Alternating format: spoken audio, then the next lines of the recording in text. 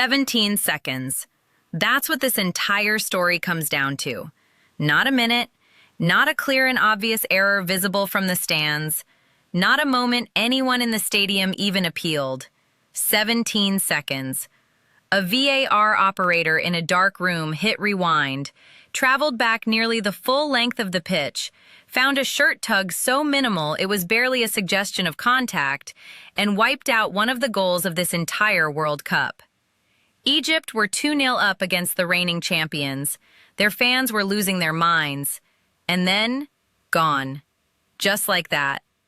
And what happened next is why millions of people across the planet were typing the same 3 words before Argentina had even scored their winner. This is rigged. Now, before we go any further, because I know half of you are already forming your opinion and the other half are rolling your eyes, let me walk you through exactly what happened in Atlanta, exactly what came before it, and exactly why this matters way beyond one match, one decision, and one team going home heartbroken. Egypt versus Argentina, last 16 of the 2026 World Cup. On paper, a massive mismatch.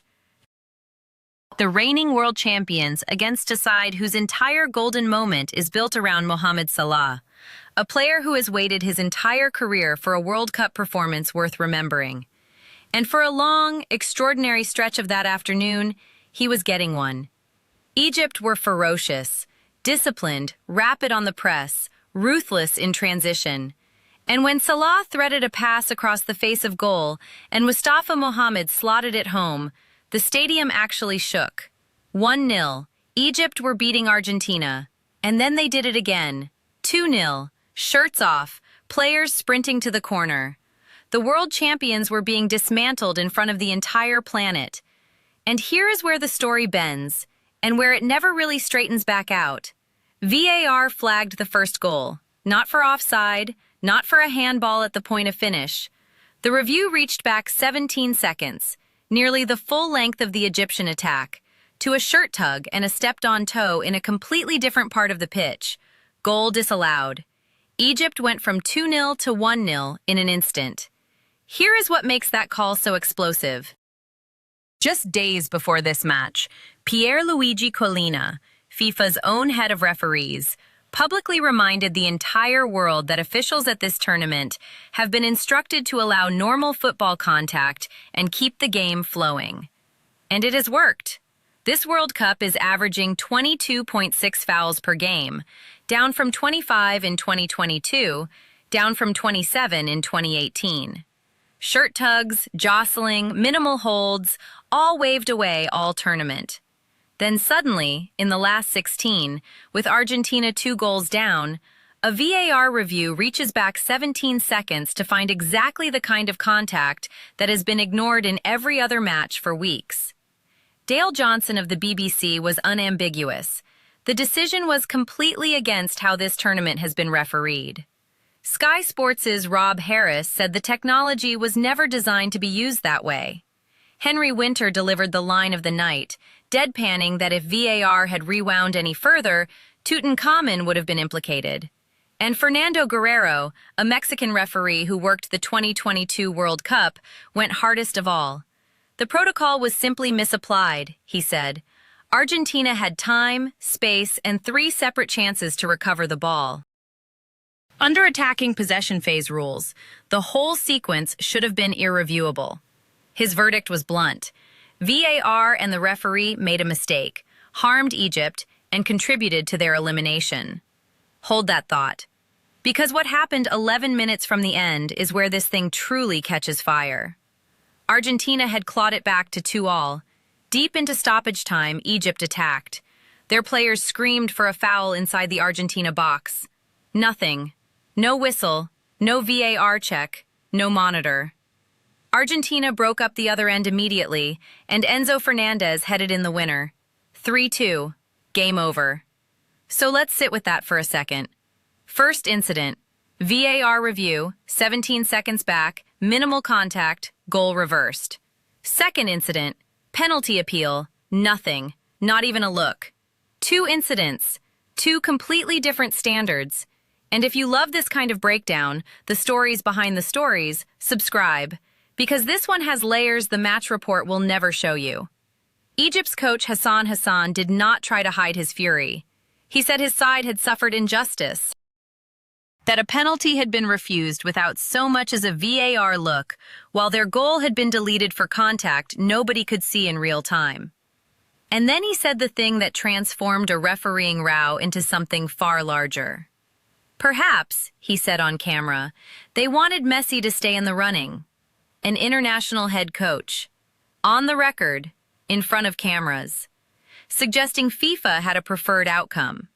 His forward Zico went further still, said the referee robbed a whole nation of its efforts. Egypt's backroom staff boiled over so badly during the aftermath that a staff member was shown a red card on the touchline. And FIFA, asked to respond to any of it? Silence. But understand this, the story did not start in Atlanta.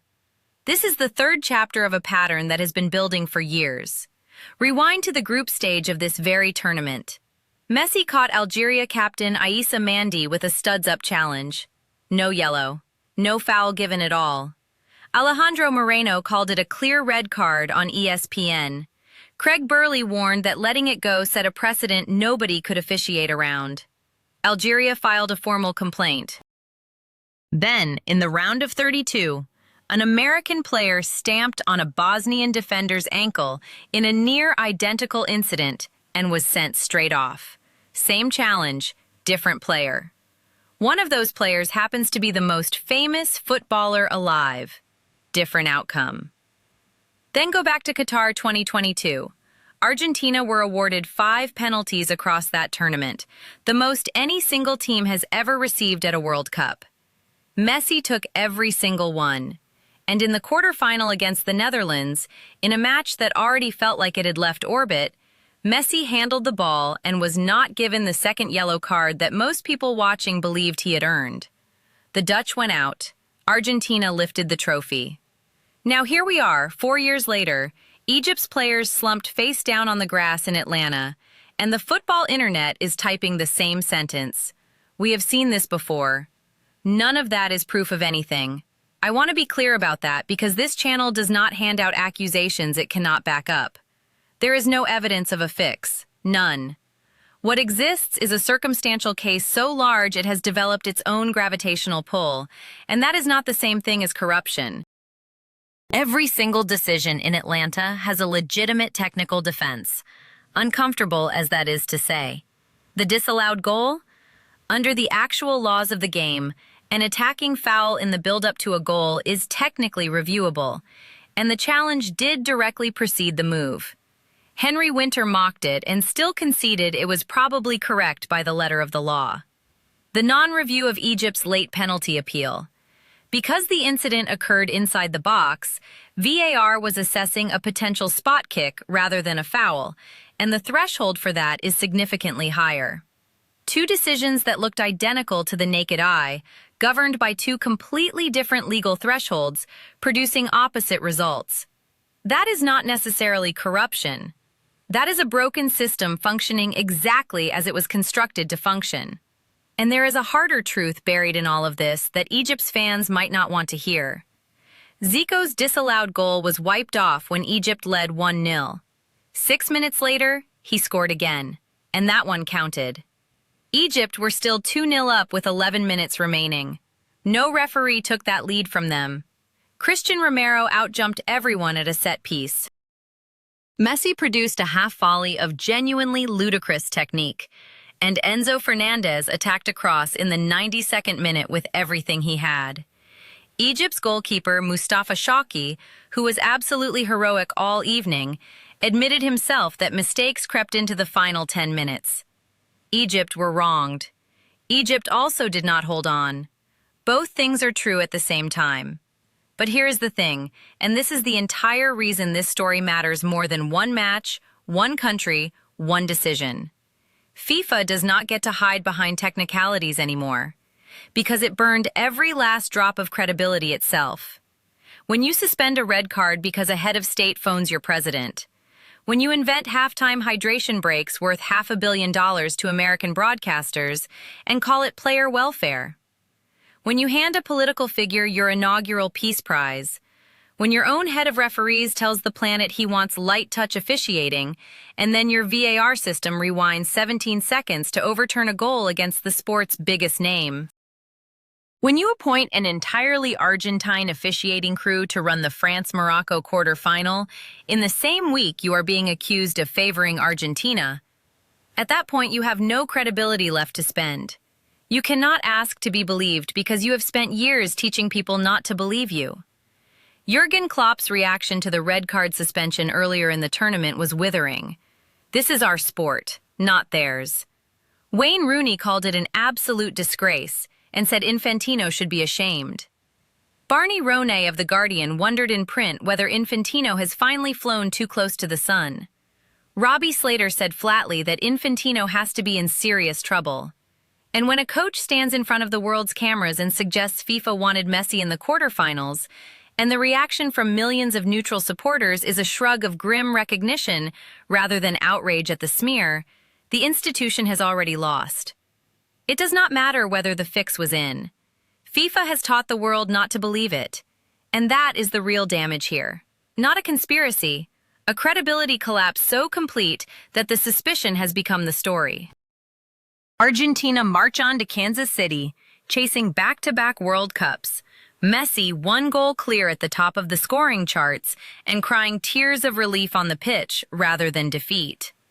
Egypt fly home with the finest performance in their country's football history.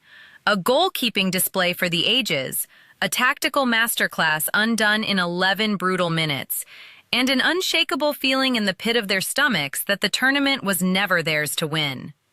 The question FIFA has spectacularly failed to answer, because it never even tried, is still sitting there unanswered. Was that just football? Or was it something else? You have seen every piece of evidence I have. You know the calls, the context, the pattern, the politics. So tell me, was Egypt robbed? Or did they simply not hold on when it mattered most? Drop your verdict in the comments below, and subscribe if you want to be here when this tournament delivers its next chapter. Because with an entirely Argentine officiating crew running the France quarterfinal this Friday, trust me, we are absolutely nowhere near done with this story.